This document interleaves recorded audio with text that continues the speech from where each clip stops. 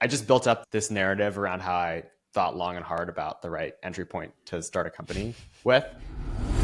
Bullshit. Okay, let's start a company. I am so excited to have James Evans on the show today. James, welcome to the show. Thank you for having me. Big fan. Yes. Thank you so much for saying that. I'm going to have Chumba take it away with our questions. Thanks for hopping on, James. Really appreciate it. The first question I had was around your upbringing with your parents both being business professors, I'm pretty sure. We did some homework. Okay. Yeah. And so did you always know you were going to be an entrepreneur then? I feel like when most people get asked this question and say yes, it's like cannot be true. It's okay. You started like a lemonade stand. Good for you. For me, the answer is very true in an embarrassing way, because I remember going around the circle at soccer camp when I was like 4, and people were like, oh, I want to be an astronaut. I want to be a fireman. And I was like, I want to be an entrepreneur. And everyone was like, what the fuck does that mean? So my parents worked in business. But I think like I grew up like in the Bay Area watching the Apple keynotes, but I wouldn't say I really like, I didn't start a cool business when I was like 12. It wasn't like one of those people who learned to program at 5. It was just something I knew I always wanted to do, but I didn't really know, like, I didn't have a good entry point. And I got in my head, I think, about building up like, oh, I want to be a founder, but I have to choose an idea that's like worthy of me going to do it. So TLDR, yes, but it took me a while to actually start a company. Okay. And then when you got to college, you ended up like starting a project with your buddies, ended up being the antithesis of Command AI. Can you talk a little bit about that and how you flex that entrepreneurial muscle while in college? So curious to hear about that. Yeah, we started a tool. So I went to Princeton, and it struck me as odd that studying computer science at Princeton, they used to print out your code and like hand annotate feedback, which is crazy. It's sick, right? Yeah, I know. I kind of regret deleting that. Yeah, I was like, dang. Yeah, That's it really forced awesome. you to read as a grader, like actually read. But anyway, so that just seemed like really archaic. And so we built, my 2 co-founders at Command Bar / Command AI were on the team, but so was my future wife. I feel like she deserves a shout out. Yeah. That's very cool. Romantic. Met in Introduction to Programming Systems. She hates when I say that. Anyway, yeah, so we built this like kind of Google Docs for code thing. And we just built it as used at Princeton. And we did that, and like it was used at Princeton, and then we all went and got jobs after college. And then we all actually met up at a startup. We were all working for a crypto startup, short-lived, called Basis. Very cool. The original algorithmic stablecoin. And anyway, Basis returned capital after 6 months. So we were like sitting around, and we were like, okay, let's start a company. What should we start? Oh, we have this thing we built in college that like other universities started using. Let's just turn this into a business. So many things there were so many, like I just built up this narrative around how I thought long and hard about the right entry point to start a company with. Bullshit. We just started doing this because it was like available to us, and we couldn't figure out, like, we didn't have the activation energy to really work on anything else. And we thought it was a cool product. A lot of things very wrong with honest it. answer to that question. I feel like a lot of people are like, we have this massive world-changing vision. You're like, no, it was a startup of convenience. It wasn't really a startup. It was like a practice. We thought of it as originally as like a practice startup. And it was that because you mentioned it being the antithesis to Command Bar. It just, the 3 of us building it, like any SaaS thing pre-AI, it was just like it became a clunky collection of like buttons and menus and stuff. And so a lot of our like users would write in that little intercom chatbot being like, how do I do X? And so we thought we would solve that problem by giving them a little search bar thing where they could just type what they were trying to do. And it would just like highlight the part of the UI where you could do it, or show you the support doc, or take you to the page. That became Command Bar, the original product. Okay. I want to go back. So when you did leave college, you went into private equity instead of something that was like technology. Obviously, you were working in technology investing.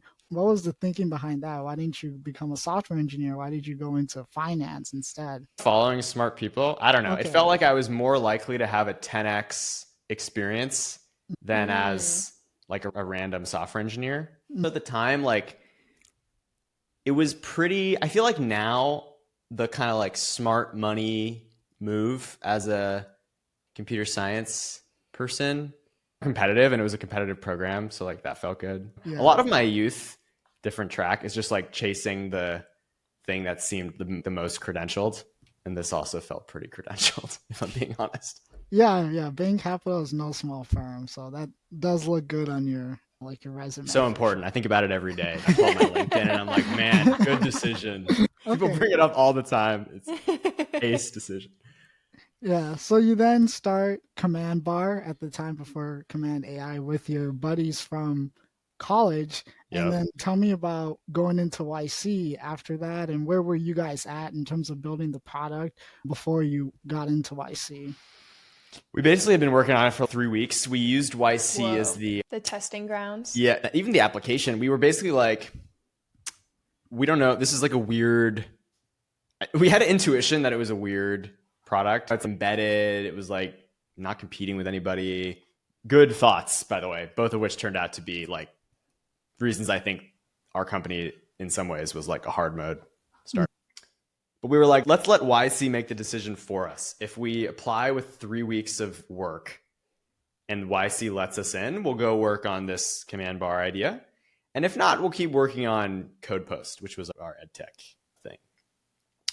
And we got in. So in hindsight, really not a good idea because I'm not doing YC, but like using YC is like the good idea oracle. Because I think having done YC now and like having seen a lot of YC startups, I think YC is like mostly picking the team and not like judging your idea. And so I don't know. I don't know if I'd use YC as like a good idea oracle going forward, but it was very helpful in that it was like the springboard. And by the way, I think that's such a valuable like societal function of YC and other incubators. It takes these people who are like, in our case, we were already working on a startup, but I talked to so many people who are like working in whatever, in finance, and they want to start a company, and they all apply to YC because they feel like if they get in, it's that validation that they can tell coworkers, oh, yo, I'm going to start a YC backed startup instead of I'm going to leave my job and piddle around trying to think of a startup idea. But it's like that validation to be a founder. I wish there were other ways of achieving that, but I feel like YC has done an excellent job at that. Yeah. I talked about it before. It's like it provides the activation energy that's necessary for someone who is looking for like a sign from the heavens. Totally. The Y Combinator logo shows up in the email. Literally. It's like people will be like, oh, I'm ideating on nights and weekends, but I'm unwilling to go full time until I like get into YC. Or now there's others as well. I wish more people would just take the leap rip it and just rip YC. it. Yeah, because what if you don't get in? I know people who don't do it because they don't get in. I feel like I've known people who like apply a bunch and then it's like the right time and they get in. So I have the second side of that coin. I'm curious to hear more about like how YC changed, I guess, your lens as an entrepreneur. Like how did it shift? Speed. I think the best thing of YC is it gives you an objective measure for what is fast in startup. Because I didn't know, like you always say move fast, but it's just so hard to know what that means. Like how long should a $30,000 B2B contract take to negotiate?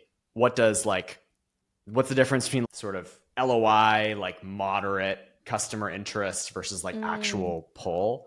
Those things it's kind of like the whole like, oh, you'll know PMF when you feel it kind of thing, where it's like really hard. I think if you haven't done it before, if you don't have friends who are founders, just to like get those data points. And I think that for us was so valuable to show up to the group sessions and people would just be like, oh, what's your ARR? What's your ARR?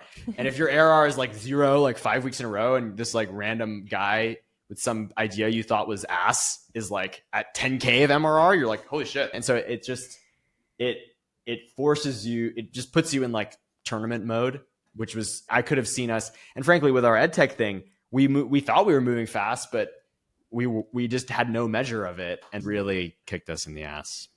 Dang. The measuring stick of the top fastest. Like, I feel like it's less like about the relative and more like how absolutely fast can you move? And like, what does an organization that is moving like that look like? And what are like the key decisions at your stage? I think that's the key. And then you lose that because you leave YC and then you're now a 30-person company or whatever. You raise like a $15 million Series A. Yeah. And now you're like, what should we do now? And that's Yeah, why what, like, my filled advice is that? always just find founders who are like a stage ahead of you and just, I don't know. What were some of the things that for you felt like you were moving fast at, or yeah, just in terms of company building, like how did you go about it at the early Things stages? that I think we turned out to be good at, like fast at. I think we became something I think we did a good job of early on was realizing we were going to be a sales driven. It's less, I think, of a mind virus now, but in 2020, like PLG was hot. If you didn't have a self-serve plan, like you must have a terrible product, because why would you make someone talk to a salesperson? Like that's so Oracle of you. We definitely subscribed to that at the beginning, and we had a sign up onboarding flow, and it was ironic because our product was also an onboarding people thought of it as like PLG enabling, and that's definitely a use case. But I think I don't really know why, but I think we made a good decision early on to pivot away product led and just really focus on sales led, building stuff on the basis of sales conversations. I think people can get really midwit meme is everything in life, right? So like people get really midwitty, I think, about getting to $1 million of ARR. People will be like, oh, is this the right customer set? Is the feature I'm building scalable across 1,000 customers versus my first 10? And I think something we embraced was just work with company, like just win contracts. You can sort out do I need to focus on 4 of the 10 first customers I signed because I think that there's 1,000 more of them and there's not that many of the others out there. But it's so much easier to solve those problems when you actually have paying customers and we're giving you attention. Trying to pre-solve the problem and get like cute, getting to $1 million of ARR, I think slows a lot. And whether it's $1 million is just a random number. Wait, how long did it take to get to $1 million in ARR? I think it took us like a year, 18 months or something. Yeah, dang. We were kind of slow. We were slow to launch. There were a lot of things we weren't fast at. For example, we waited to announce our seed fundraise for like almost a year because we wanted to we're building in stealth, like. Yeah, I don't know. I think it was like, oh, are people going to copy our idea? Oh, we want to like announce and then announce our Series A at the same time. Yeah. And I think so many people talk about that now. Like I talk to so many founders who raise a cool seed and they're like, yeah, I think we're going to wait until we sign like. I'm like, no, please. Yeah, big logo. And I'm like, dude, like you can just announce your Series A again. But like people get this idea of the first marketing moment in their head and feel like they have to nail it. And it's, people are not going to notice probably. It's like on the off chance that like your day that you announce it gets like overblown by some other wild thing on Twitter is so high. And you built it up for a year and then it's oops, OpenAI launched ChatGPT. Dang. So do you think going back that you would have told yourself to announce things earlier or like? I think for marketing in particular, I think really just you have to embrace if you fail at marketing, no one notices. Yeah. It's not all your friends are looking at you being like, oh, this is what a loser. Did a product hunt launch. No one engaged. Like people just don't notice. In particular, I don't know anything about B2C. Like it's a totally different world, I think. Probably same is true.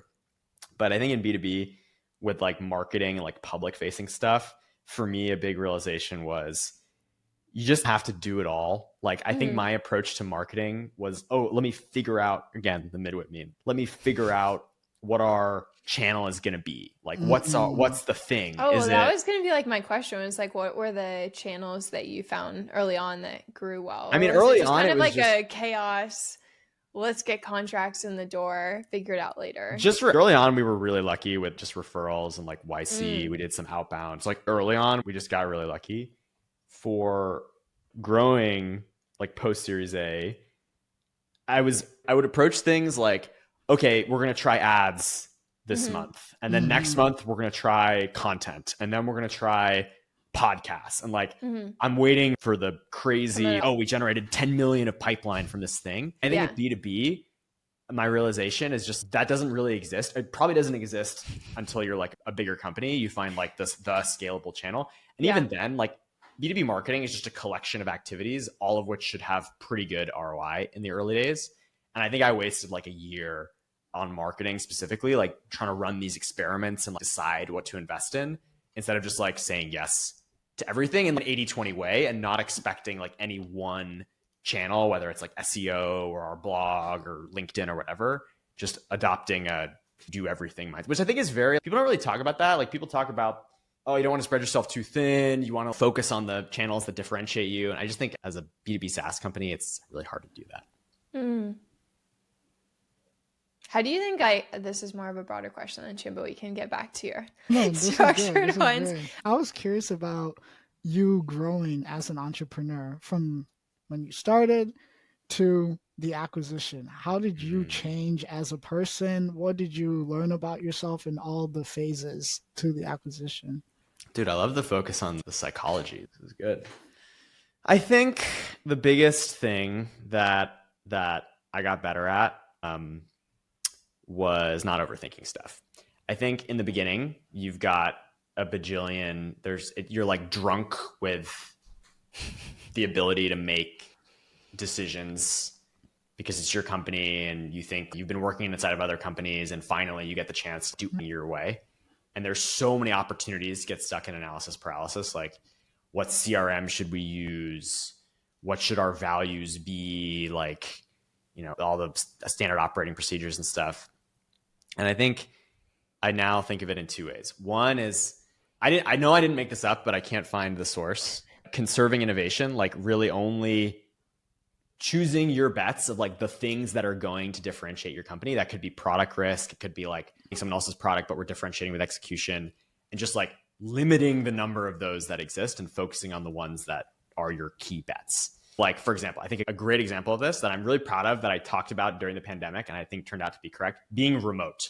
I think being remote is a non-consensus. Now it sounds obvious because everyone's doing return to office, but I think this is true in 2021, 2022. Being remote was a non-consensus decision. There have been way more startups that succeeded purely in person than remote. Everyone likes to talk about like GitLab. Yes, there are like other examples, but it is a deviation from the standard playbook.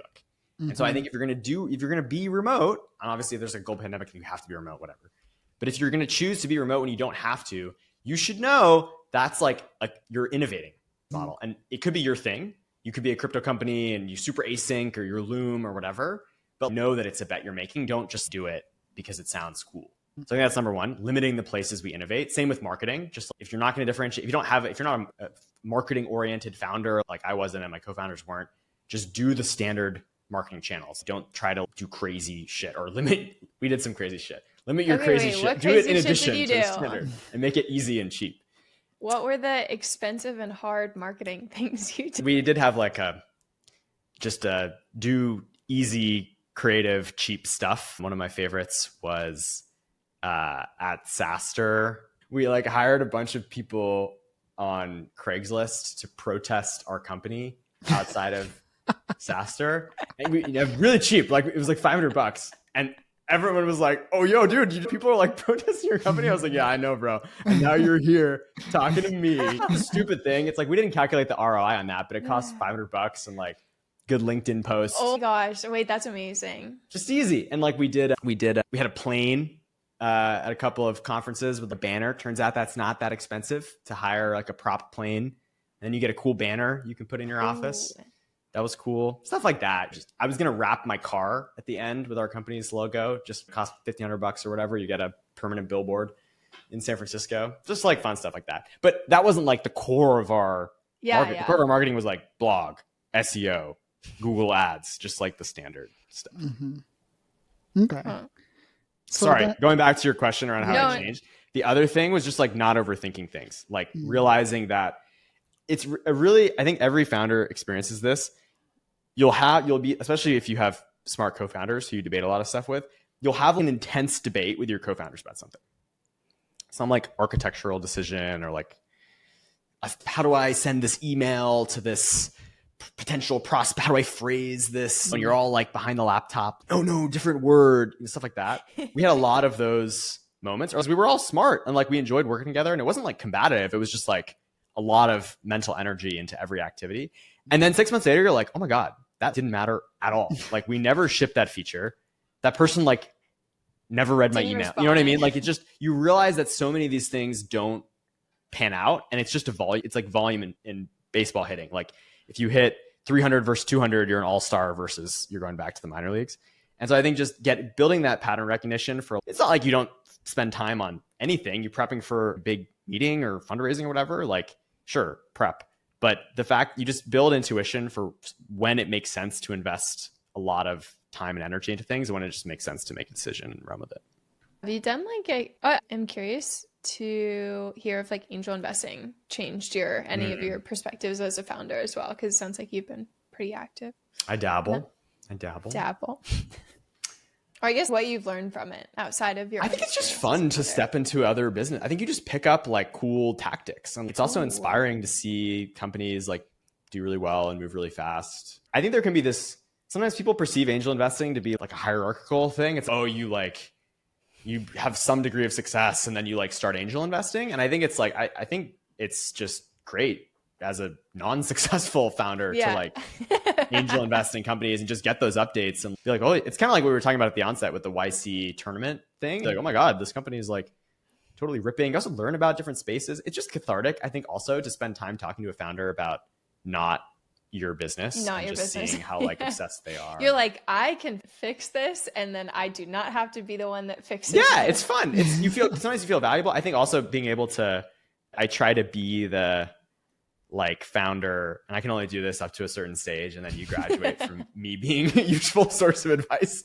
But then I try to be that person who's, what I say to companies, my pitch for taking my money is like, just whenever you feel like you're spending too much time on a decision, or you feel like, oh man, I wish I could just see how other companies do this, just like text me, and people will be like, oh, is this a good deck for the third sales call? Like when we were trying to pitch a pilot. And it's that's kind of thing where you can spend so much time doing it, or I can just send you a good one and just copy it. Don't innovate.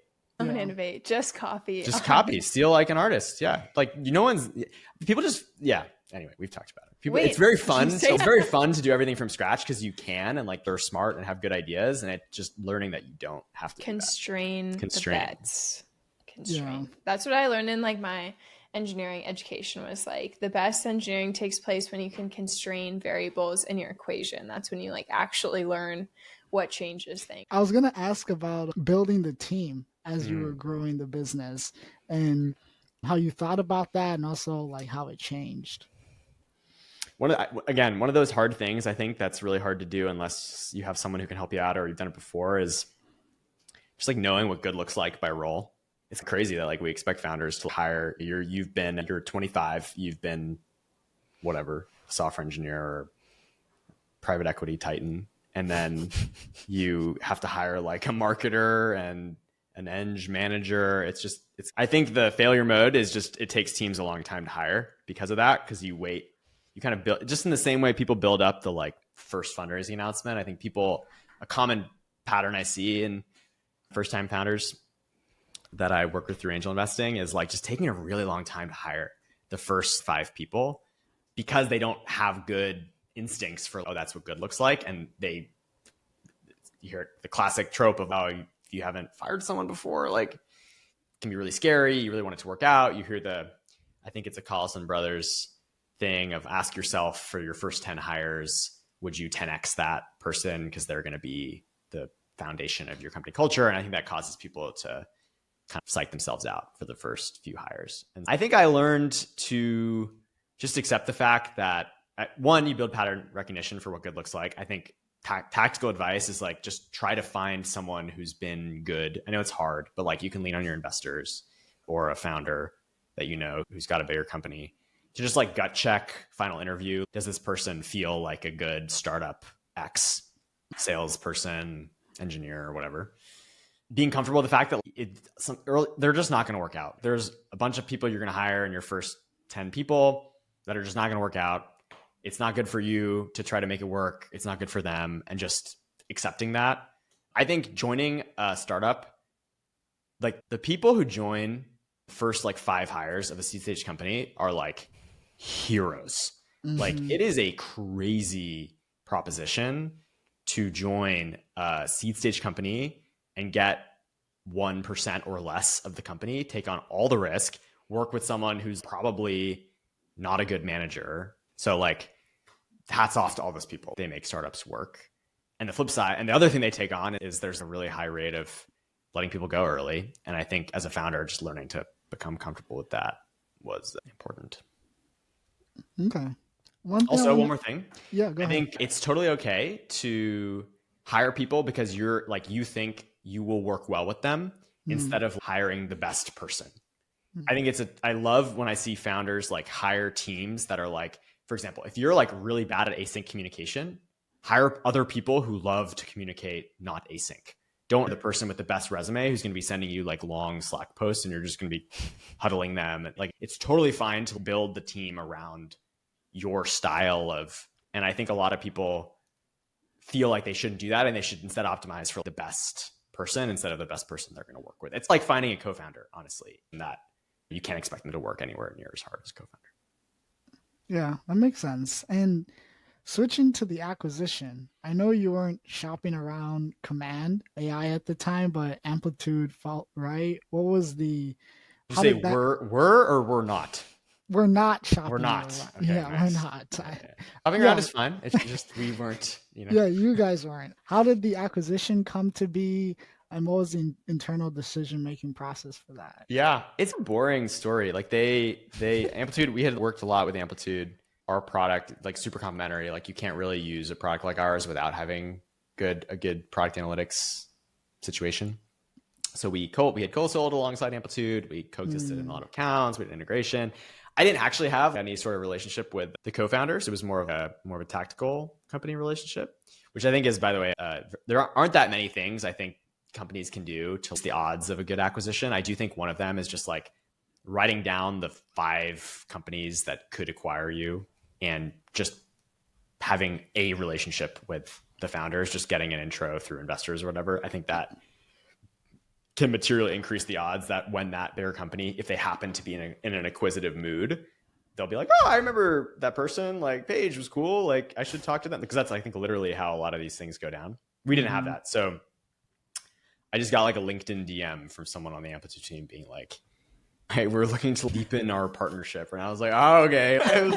It's like the corporate you up text. And so we chatted, and yeah, the decision-making is obviously so much into it. But I think what people don't often talk about is the price part. Everyone has a price. And I think just being that you feel like is fair for you and fair for the team and fair for investors, given your current situation. I also think it's very fine to say, like, in most cases, startups getting acquired are not like top 1% businesses. Because if you're a top 1% business, unless you're like Wiz level acquisition, but like top 1% businesses like that have raised $30 million raise again. And it's like, that's the first hump, is just like realizing that, okay, it's okay to acknowledge the fact that that's like not us. And if we can get a great price, that is totally fine. So I think getting over that emotional hump, and our investors were really great of helping me through that. I was really afraid when we first had the conversation about, hey, Amplitude came inbound and wants to buy us. I was afraid that I was going to say that, and someone was going to be like, you said no, this isn't for sale, right?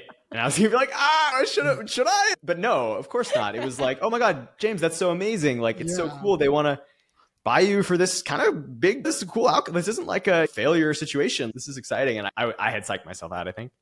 But then, yeah, I think people don't talk about is once you've gotten over the hump of we could sell the business, even if things are going, pick a price. Pick the price at which you'd be like, yeah, that makes sense. And then if you've got an inbound situation, see if the company is like willing to pay that price. And if they're not, it's, hey, thanks, great, but that's not interesting to us. And so I think we did a good job of having alignment, of being like, this is our price, and then being clear, and then ultimately getting there. Okay. How was the negotiation? Was there like a first offer, and then you guys said no? There was a first offer that we said no to. Yeah. Okay. I think just like with any negotiation, I think when you say this is our price, people always assume that it's not, and that you have a lot of wiggle room. And so I think that's what happened. We were very cordial and be like, it's been great spending time. Like, would love to continue the partnership, but that doesn't make sense for us given everything about our business. And then we continued the conversation. So very just negotiating like a SaaS contract or negotiating salary with a hire. Yeah, and I think if we hadn't had that clarity, it would have been a lot harder, but we just took the position of this is what makes sense for us. Totally understand if it doesn't make sense for you. But now that Command AI is part of the Amplitude team, Yeah. what did the integration look like? Is it keeping the full team, product, how they're integrating the product? Usually I read you guys were shipping a product like 4 months after you joined the team. Usually with these integrations, it takes a year to get the architecture all together. So just talk about like how that's been making this transition. Yeah, so almost the whole team joined. Unfortunately, there were a few folks who didn't, but almost everyone came over. So that's been great, continuing to work with this team and others. Yeah, the like logic for the acquisition is like super clear. Like what we do is so complementary to product analytics, and there are other products out there that already combine them. So it wasn't it's kind of execution mode, honestly. Yeah, we really wanted to ship fast. We didn't want to have the classic like post-ac malaise. We didn't want it to be like, oh, you log in, like it's command bar buy, or we'd rebranded to Command AI. We rebranded to Command AI 3 weeks before the acquisition, which is funny and a bit painful because we paid $100,000 for the Command.ai domain name. Some guy out there made a killing on the Command.ai domain name.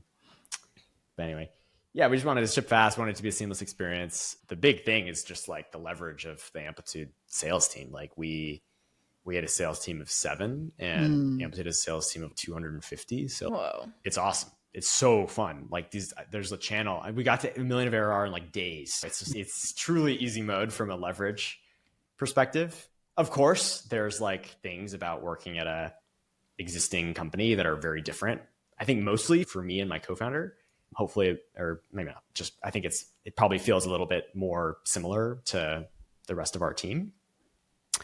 So that's been cool to learn how to work inside a existing functioning software company. But the leverage is the coolest thing. It's so fun because we always felt like, I think deep down our big fear was, man, we feel like we built an amazing product, but like scaling a company, there aren't that many companies scaled selling into our core persona, which is product.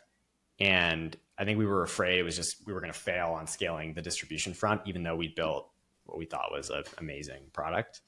And now it's been very gratifying to see that start to become true of just, the product it's been pretty easy to sell so far. I had one more question. Okay, one more question. Yeah, what are you looking to, like, how are you looking to now grow as a person, both internally at Amplitude and also outside of work, now that you're still probably like still dived in, but maybe your space is expanding a little. I think Amplitude's like totally different problem space for me in terms of product, but like way bigger, like I said, much more leverage. I'm working on AI outside of our products as well. So I think just figuring out how to use that scale, develop a new product that takes advantage of everything that they've already built at Amplitude. So yeah, I've never worked at like a tech company really. So figuring that out.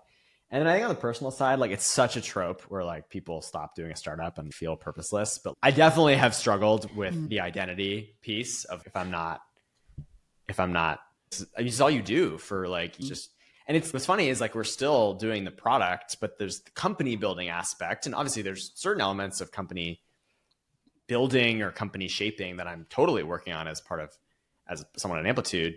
Company culture is a growing thing, incorporating our team into Amplitude, but it's not the same. Like you're not trying to create your own brand voice. You're not coming up with the marketing funny things to do. So I'm still trying to like bring that energy, but it's just so different. You're not the sole owner of everything that you used to own. So honestly, that is definitely like it's work. It's a lot of neuroplasticity going on. Just something as simple as people can be awesome, but like I said earlier, I think it's important to hire people who are purpose built to work well with you as the founder. And then you step into a company and there's a ton of people that it's not the case. And that doesn't mean they're not great and you can't work well with them, but it's just a very different job. So working on that. It's fun. It's, I feel like I'm growing more as a person in this new challenge than I was in the kind of final year. Awesome. Yeah. Cool. Thank you, Well, James. thank you so much, James. Thanks, guys. See ya.